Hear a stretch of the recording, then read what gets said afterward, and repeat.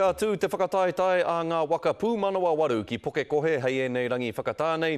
Kei te whakapāhotia tēnei whakataetai ki te neke atu i te kotahirau toru te kau whenua. Kei te taha o te papa whakataetai, te kapahaka o te kura o te raki o poke kohe e whakatairanga ake ana i te ahurea Māori ki te ao. Tēnei matou, e tū atu nei, ki te whakanau. Ko te kapahaka tēnei o puke kohe ki te raki, a kuni rātou ka ketea e te ao.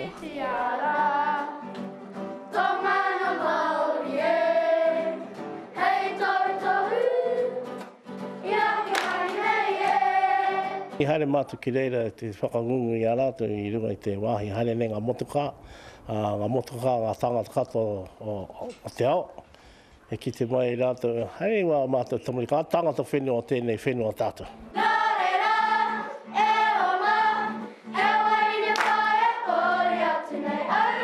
A pōpō ka tīmata ngā reihi waka VA ki puke kohe, e kaupapa ka pāho atu ki ngā tōpito o te ao. He whakanui aki i te taone, i tō tātou anō iwi hoki, ngā tangata katoa kone ngā te mea. Mā taku mohe tahirau toru te kau ngā whenua, kei te hare mai ki konei o tēnei rā whakahala.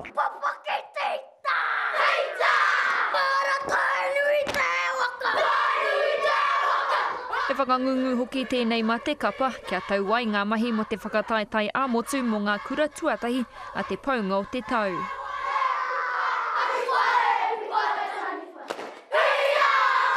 He mea hihiko, he mea hira, he mea whakahala mō mātou kata.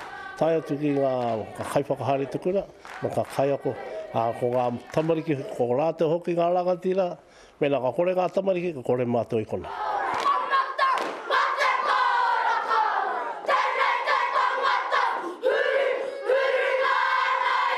Hei te rā tapu i te haurua i te rua karaka, i mua i te reihi whakamutunga rātou, ka tū. Irina Smith.